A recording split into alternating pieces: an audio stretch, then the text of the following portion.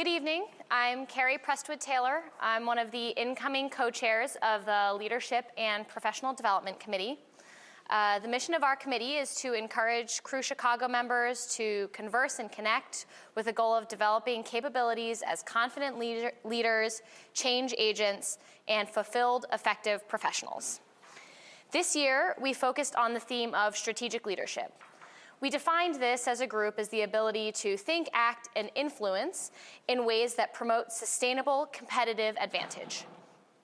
We learned about strategic leadership through a series of workshops and events led by thought leaders, authors, and consultants in the field.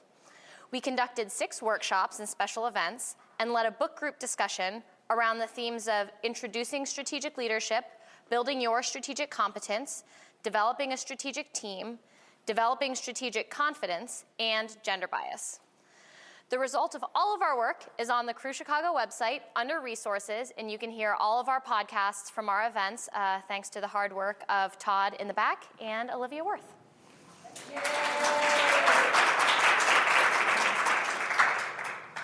Our theme next year will be the Innovative Leader. You can find all of the dates for the Innovative Leader series in your packet on the last page. All of them are evening events for your convenience, with the exception of the Gender Bias Workshop, which is a lunch event. This is our last workshop of 2017 and the culmination of the Strategic Leader series, and it is entitled Developing Strategic Confidence. We have invited a fellow crew member, Trish Kelly, to lead us in the discussion. Trish is the president of commercial banking at TCF Bank with over 30 years of experience in the industry. During this time, she has had tremendous success in influencing organizations and leveraging the success of her teams. So without further ado, I would like to introduce Trish Kelly.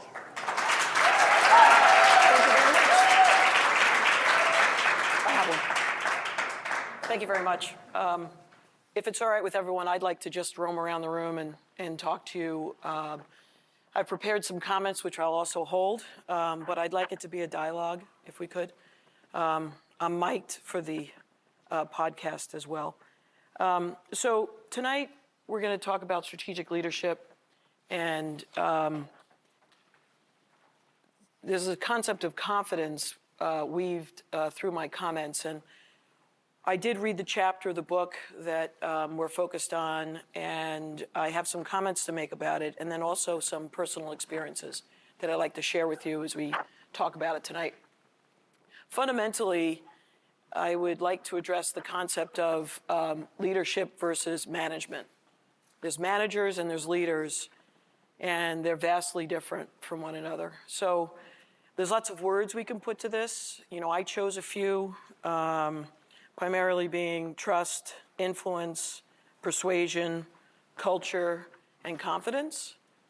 But simply put, managers tend to control, and leaders tend to help others succeed. And I think I know I've experienced both. I'm with a company now, as you've introduced me, where I had to manage through the last couple of years assessing the leadership of the organization. And it really came down to the skill set of the people that may have been asked to manage, but they were controlling people.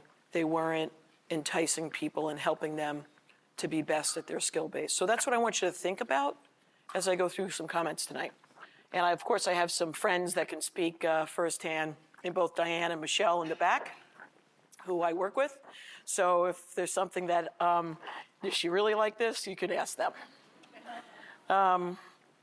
So I mentioned those 5 words, right? Trust, influence, persuasion, culture, and confidence. I have to tell you, my personal focus is trust. I'm built on it. I don't know how to relate to someone if I don't trust them. I can't be friends with you if I don't trust you. I can't work with you if I don't trust you. So 2 years ago when I joined TCF, we had an offsite, and I knew we needed to do a cultural transformation from a top-down managed business into a bottom-up, what are you thinking approach to who's closest to the client. And, we use some thought-provoking exercises, strength finders, things like that, so people could be introspective and try to understand their own strengths. And what came out of, the opportunities and our weaknesses, the fundamental thing that came out of that was people felt the lack of trust. I cried in front of 100 people because I'm built on it. So if there's one thing, you choose your own. I mean, it just happens to be me, but everything I do is built around that. So I would tell you, some people say, well, how do you earn it? How do you demonstrate it? It can be in very small steps. It can be how you treat people. It could be the confidence that you show in them. Because again, if you're helping them succeed, it's about them, it's not about you. Sometimes it's the small things, caring for people. Somebody has, which I'm experiencing right now, somebody has a major problem at home. They have a stepson who's deathly ill. He's going to pass away. And, you got to help people get through that because the whole person comes to work. And when the whole person comes to work, you can't separate what they're doing in work from what's, their needs are at home. So when you build relationships with people, for me, it's through trust and other things. I find that you can then do the other things that you're called upon to be as a leader, which is influence. So, it helps when you're a leader that you trust people that, you have other attributes that help you lead through situations, which I'll get into in a minute. But people have asked me about how you earn trust. One of the things I think of is explain to a 3-year-old what trust is, right? And the thing I think of, because I told my children this, is trust is when you give your best friend a cookie and you say, I'll be right back. And you come back and they still have the cookie. So, weave that into your ideas of how to really understand how small and steps can be for trust. Applying trust to leadership, of course, has other qualities, such as, a strategic thinker, are you decisive, are you confident? It's one of the things we're going to talk about today is confidence. But I would offer up that enlisting others to go along the path is they choose to go with you. They don't have to go with you. And so some people think, well, you're a leader because you have a certain position. No, you don't. I mean, one of the books I was asked about that I like, and we will talk about it a little bit, is The 360 Leader. You don't have to be in a position to lead. You can lead from within, you can lead your colleagues, you could be in a work group, and a lot of that has to do with listening. And when you are a strong communicator and you listen, you can have more influence. I'll tell an example of, I actually had more influence by not saying anything, and I'll tell you how that happened. Long ago, I worked for a bank that was here in Chicago. It was bought by B of A. And when I first arrived in Chicago, the fun story is 3 days into my arrival, I went to my first crew meeting, and I'm friends with people still from that meeting. But other than that, within a year of joining the bank, it had purchased a lot of other banks. And we needed to find a best practice on how to execute our business strategy. So a man I worked for at the time, because I was new and I had no political agenda, said, Trish, I want you to lead this effort to find the best practices within the commercial real estate group. And it was 4 different banks that had come together. So I had 4 different leaders within those managers. Leaders will decide which they were. And they were very intimidated by the concept that their world was going to change. And we got into a room and we put the people that did the work in the room and we left the stakeholders outside. So 12 people who actually serviced our clients for construction administration, for deposit services, got together to figure out how do we best serve our clients. And we spent 5 or 6 weeks. We had a facilitator. We were making great progress. We were ready to go. And we got to Judgment Day. And we had one person who wasn't going along. And everybody watched the old movie, 12 Angry Men, Henry Fonda. Well, we weren't going not guilty, but we had one holdout. And I realized it wasn't Bob that was holding out. It was his boss who wasn't in the room, who wasn't buying into what was going on. So I asked the facilitator, would you call another meeting? And I said, I'm not going to say a word. Because up to this point, I'm like soliciting ideas. And so I didn't say a word. Sat in the corner. She said, you can't do that. I go, yes, I can. So I sat in the corner. And I said nothing.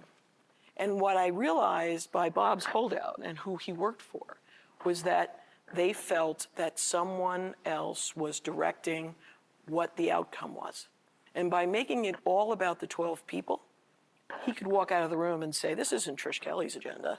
This is the 12 of us. And that person today is a personal friend and a colleague. We've worked together and, bought into that. So my point here is you don't always have to be the person speaking. You don't always have to be the person that's trying to persuade. I think some people try to debate topics when they're trying to influence people. I would tell you, don't debate. Listen to what is on the other person's mind. What's holding them back? What's their issue? Do they understand what's going on? Some people don't understand what the issue is. Some people need to think more about it. We've heard about people that are, quiet when there's a group discussion. Make a point to ask them what they think.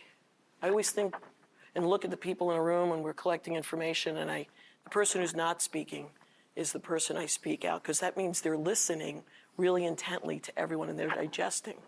So keep that in mind if you're ever in a group setting and you're trying to come to a solution, that you seek that out. So trust and influence. We talked about communication and influence, but I would say, and add to that be a friend. And be a big friend. Reach out to people. People say, "Oh, I'm new to a company. It feels welcoming," but you owe it to yourself to be a friend and be a trusting friend. And I think you'll find a lot of people will gravitate to you as you operate like that. Because it's about being helpful to that other person, not being a competitor to that person. Care more about the team's success versus your personal success. I played sports growing up, so I think of things like coaching. And, I've used this example with some of the folks I worked with that, if you're on a basketball team and you're running a play and one of your teammates just doesn't get it, like they just can't figure out where they're supposed to stand or catch the ball, you don't run the play around them.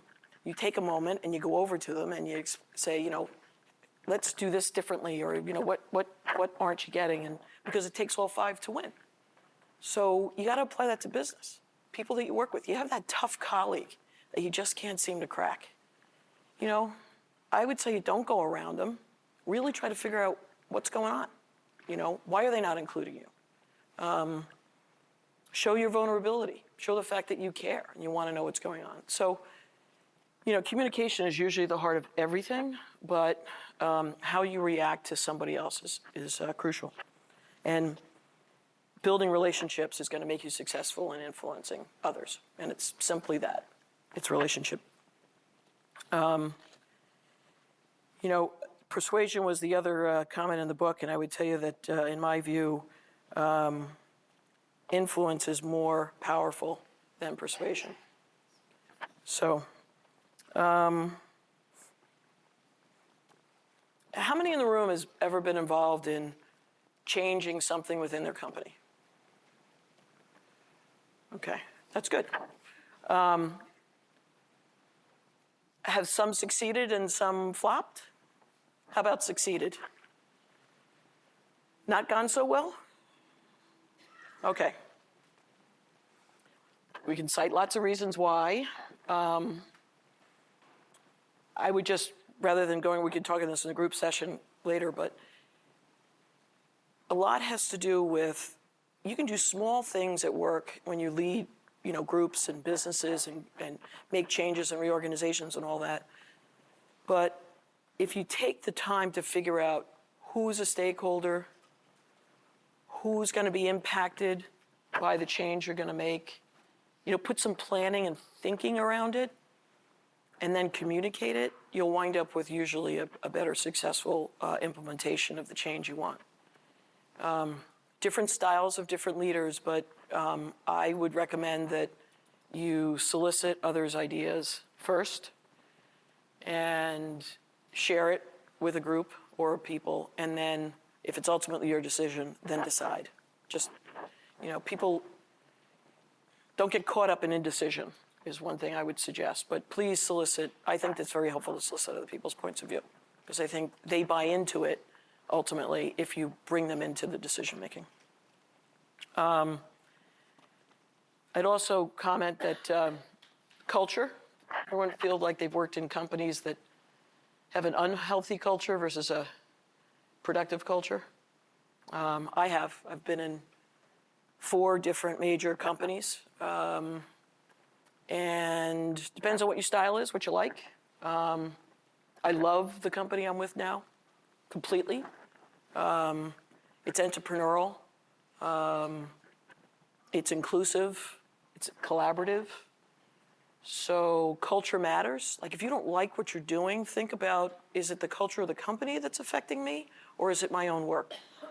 So don't underestimate the culture of where you are and your ability to lead in that culture. I would not be in the company I'm in right now if it had an authoritative culture. Doesn't work for me. Never will. Some companies are run that way. So please keep that in mind. I was taught to challenge my boss from a very early point in my career. So I would suggest you have to figure that out, relationship. How many feel in the room that they can challenge their boss? You two better raise your hand.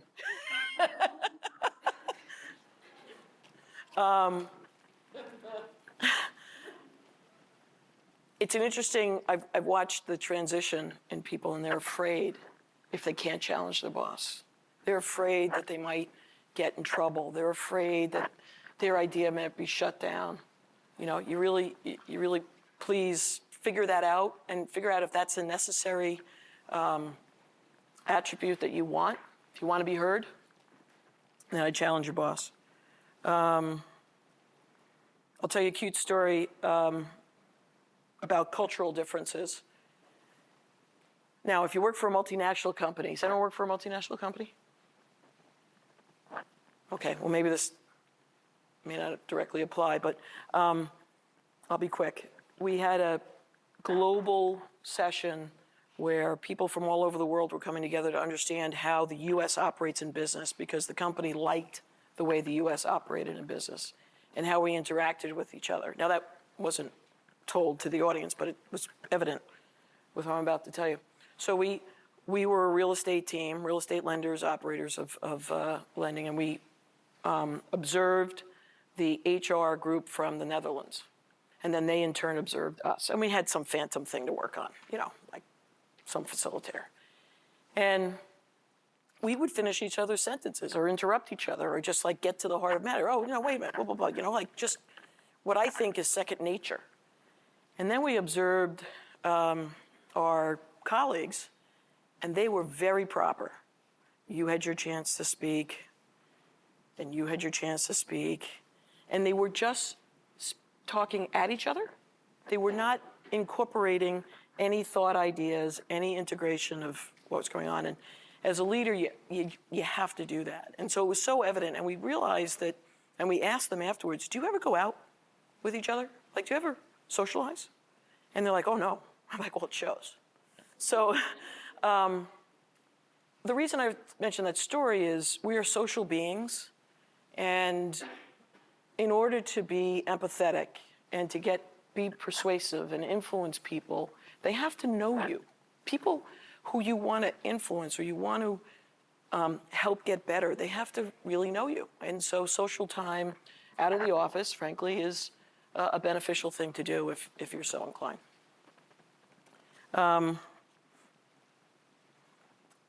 Confidence is the other topic for the day. The thoughts I've written down is, you have to be a subject matter specialist.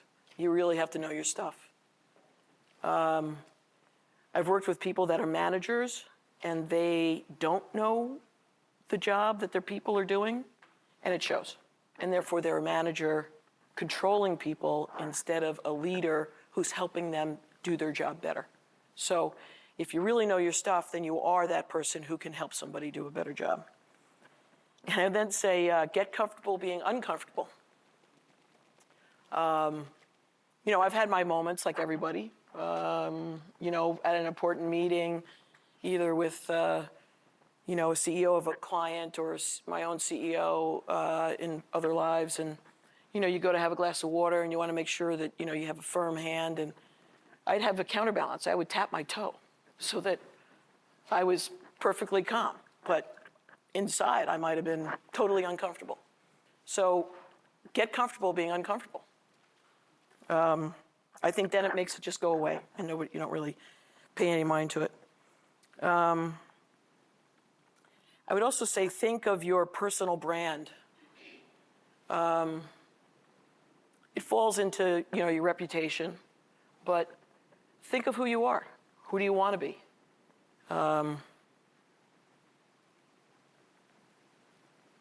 Your personal brand is what you bring to the office every single day.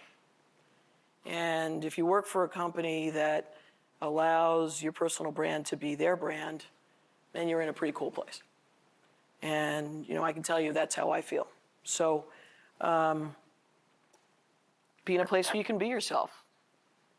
And if it's not, figure out how you can be yourself. But your personal brand is, think of it that way. So you feel as if you're doing everything that really makes you you. And that you're not holding back and limiting yourself. I have this quote here that someone sent me, which I was touched by. Leadership is about making others better as a result of your presence and making sure that this impact lasts in your absence. And so it's along the lines of, teach a person to fish and they eat for a lifetime. So in a nutshell, really that's what leadership is. You're helping others do better versus managing them and controlling them. So, take stock in yourself in order to be confident. Make sure you fully understand what you're saying. And then take stock in your relationships. Do people trust you? For me, I go back to that. Do they feel that you care about them? Again, going to the whole person comes to work. We're not Autotrons. And, be authentic and transparent in order to help people. I just think that when you show vulnerability, people realize that there's an attractiveness to a person who does that. I have a few other thoughts to share, and I don't want to, continue droning on, but I always found when I started working, I had a problem with the why. Like I was a hard worker, and by the way, you have to be a hard worker to succeed. That's just a given, right? Be a smart worker. Don't just do the same thing over and over again and waste your time. But the why really matters. When you're trying to influence people to go in a new direction, if your company has to go in a new direction, they're going to want to know the why. Because if they have a chance to digest it and they can figure out, well, why do we have to, realign ourselves in this structure? Or why do we have to, why are you asking me to give up this responsibility? I had this happen like 3 months ago. I said, we're building a platform for growth. This isn't the same old place it's been. We are building and realigning ourselves so that, look at all these businesses we're not in. This is where we're going. You can do this right, you can have some of this new responsibility.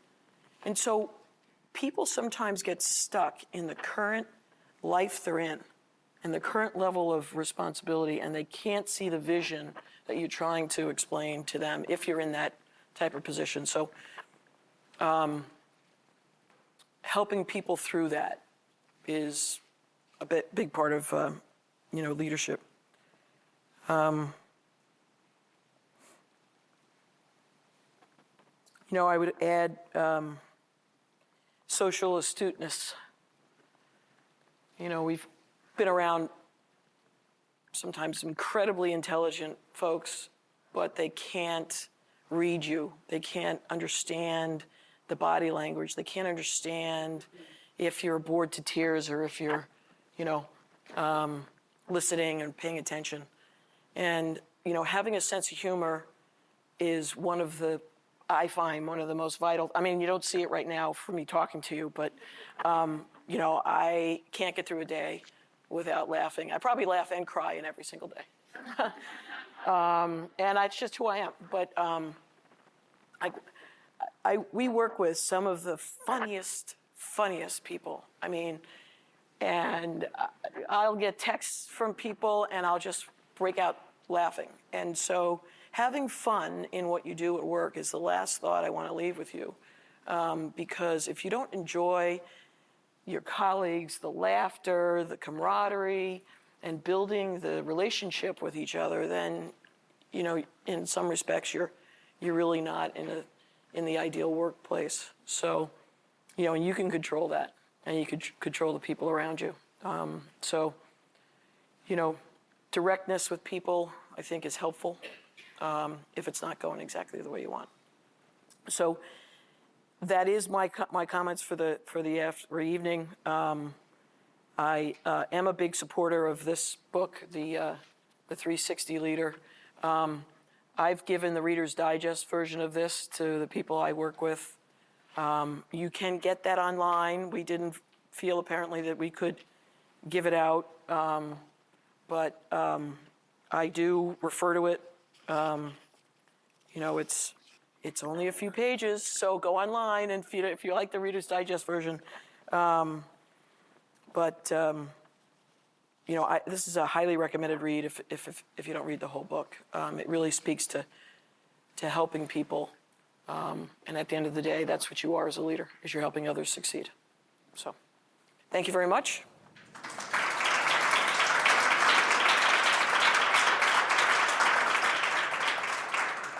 Okay, good. All right, I'm going to move this down a couple slides. All right, well, I will leave this here for a second. So first of all, I want to thank you, Trish, so much. And Trish is going to come back and say a few more words. Just for those of you who don't know me, I'm Helen Kessler. I am one of the committee people. And I just want to acknowledge the rest of the committee, which includes Carolyn, who's over here. She's going to come join me in a minute.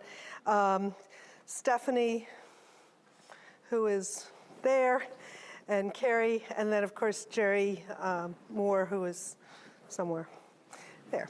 Anyway, so great committee. Thank you. So what we wanted to do now is, since we know that everybody here really enjoys talking to each other, we thought we would have couple questions, and we have put numbers on the table, so a table will have either a number 1 or a number 2, a little piece of paper, and if your table has number 1, you're going to answer amongst yourselves the first question: how do you lead and influence from the middle to intentionally build trust with others? Trish, I don't know, we came up with that question. Now, that question was one of the questions in the questionnaire that you all received ahead of time. And the other one was, how do you lead and influence from the middle to create ways to openly discuss difficult topics where there are conflicting views? So what I'd like to do is give each table about 10 minutes. I know that's not a lot of time. I think each table has somebody who's sort of a table captain who's going to make sure that you stay on track in those 10 minutes, and then choose somebody who's going to come up and talk a little bit about what you came up with. So go for it.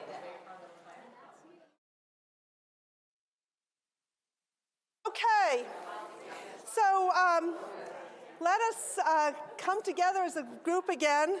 And, oh, all right. Okay, so let's come together as a group again. And what I'd like to do is have one person from each table stand up and give, you know, one or couple sentences of what some of the highlights of what you came up with. And say which question you were answering. You want to start? You're number 2. So, how do you lead an influence from the middle? And it's really the consensus, clearly, the consensus of this group is to start by engaging the group and doing a lot of listening and understanding where individuals are coming from, and then managing their responses and discussing the different points of view. Okay, thanks. About this group. We are also number 2, and we said similar things to what that group said. And we also suggested that as the leader of the group, you should come without an agenda, so people in the group feel, or people in the room feel comfortable speaking to what their ideas that they brought. Who's another number 2 group? Are you the one? Thank you. We divided our conversation into how you influence from the middle in a meeting situation. And we divided our thoughts into what happens in a pre-meeting to find ways to deliver innovative ideas and to ask questions and to try to build consensus individually before a meeting and to ask offline for clarification to anticipate where issues might arise and to really take that pre-conversation as a way to build trust in the conversation. And then in the meeting, we would try to move the conversation to objective areas where there could be sharing and there could be, where there would be possible ways to build consensus. And then ultimately, to kind of clarify shared objectives up front and to find places where people could agree before going to the sticky issues where there's more conflict. And then ultimately, the last piece we looked at was following up. So after the meeting, to go back and document the meeting, but in a positive way, where you could clarify who needed to do what and what needed to be done, but to clarify the overall feeling of the meeting in a positive way and to reinforce the consensus and the positive interactions rather than the conflict and the negative. Thank you. Any other groups that were group 2? Or 2? Thank you. So we talked about that a difficult situation or a difficult topic and conflict arises when, in most cases, people don't know and can't be aware of what the other side may be thinking. So one of the ways to go about this is to truly try to put yourself in the shoes of the person that may have different views and ask relentlessly the questions why. Why do you think this way? Why this is happening? Why are we having different views? And essentially find a common ground that unites you versus trying to find the issues that divide you. We also talked about that the best way to resolve issues is to not focus on the person who might be the problem, but the problem that both people have to resolve. And finally, we talked about from middle ground that it's really important to be really a good listener, to really listen what other people are saying so that you can ask the questions, understand their point of views, finding out the gaps that you can use and bridge and connect so that you can have a more positive and proactive approach of solving the issues. Did I cover it? Yeah. Oh, I'm sorry. One more thing that we actually, Elizabeth mentioned is respect. Regardless of how different views are, everybody must be respected at the table. Thank you. Okay, who on this table? One. So we're number 1. This is the number 1 question. So how do you lead and influence from the middle to build trust? So one of the topics that came up was vulnerability and showing that you're human, you don't know everything, you don't expect everyone else to know everything, that you can go to either your boss or someone who's below you and be open and honest about what you don't know or what you would like to learn or how you'd like to grow, and, you know, personally, professionally, all the above.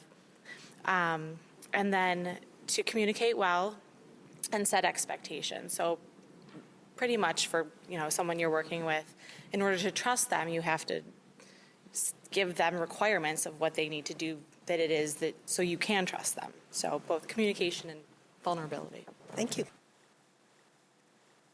We talked about the attributes of someone who's really trying to gain, the trust of a group of people, a team. So we one of the things in building trust in others, to do what you say that you're going to do, walk the talk, lead by example, and be the person who's living the vision that you are asking others to also engage in. Asking for feedback from others, integrating their ideas, and truly listening to what they are contributing and making an effort to make it part of the direction the project is going on, versus going into discussions with your own decision already made and only asking just for face time. Showing that others are valued through the contributions that they make and how it influences the direction that a project is going on, so that it really becomes a team consensus direction. Recognizing your team members and their contributions, showing their value in that way. We felt it was important not to micromanage or control, allow people to make mistakes and recover, and so that there's not a fear in making an error, and help them recover and learn from those mistakes. And in the end, be a multiplier and not a diminisher. Help people be more than they can be, instead of creating a less trust and less energy in the things that they do. Thank you. Did we miss anybody? No. Okay. Great comments. So I'm going to turn to the next page, but Trish, do you have any other thoughts that you'd like to share? And before you do that, I just want to thank all of you guys, because great comments. Well, I guess in summation, you heard me make a few comments, but I really go back to be a friend. When you're looking, what do you do with your friends? You help them, right? And when you're in an office environment and you're in a position to help someone, they will look at you in a trusting light, and you'll build relationships that will help you influence others as you progress in your career. So be a friend.